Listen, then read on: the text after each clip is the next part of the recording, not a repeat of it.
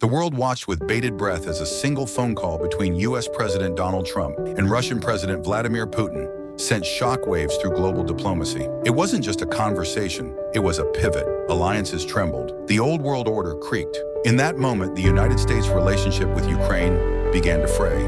President Zelensky, once hailed in Washington, found himself at odds with Trump. The US, which had been Ukraine's strongest supporter, suddenly looked uncertain. Talk of Cold War-era military spending filled the air. But this time, it wasn't just about ideology.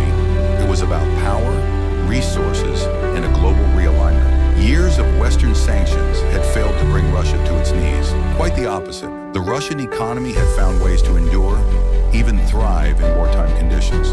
The question the world now faces is this: how did Russia, isolated by the West, turn a potential economic collapse into a war-fueled revival? The answer lies in two engines: energy and war. Oil and natural gas remain Russia's economic backbone.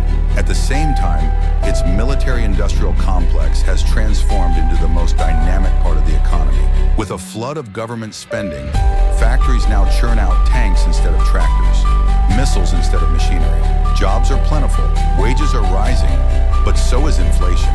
The civilian economy is overheating. Inflation spiked in 2022. Russia's central bank responded with sharp rate hikes.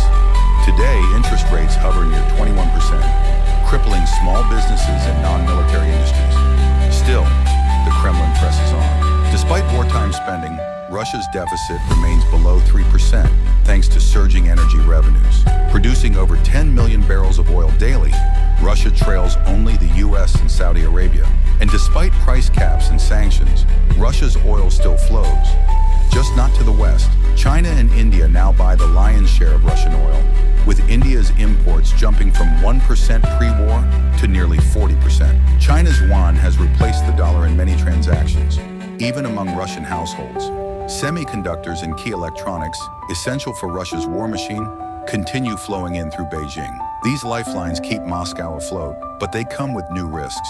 Russia's dependence on Asia creates vulnerabilities that could be exploited if geopolitics shift. And with sanctions tightening under the Biden administration, including measures targeting Russia's shadow fleet and major oil firms, the squeeze may yet come. Gas, once Russia's trump card in Europe, has diminished. In 2021, nearly half of Europe's gas came from Russia. By 2023, that figure had dropped to 15%, replaced by Norway and US LNG. Still, oil revenue remains strong, allowing Putin to fund both the war and domestic support. But pressure is mounting. Food prices are climbing. Ordinary Russians are feeling the pain. Nearly 800,000 casualties, killed or wounded since 2022, have drained families and communities. Labor shortages have pushed inflation higher.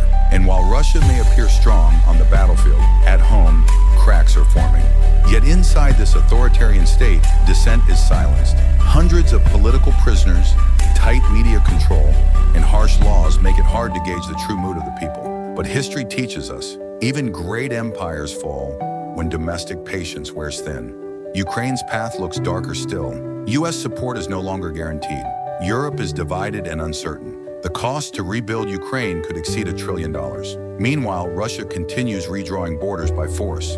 The world now faces a crucial question.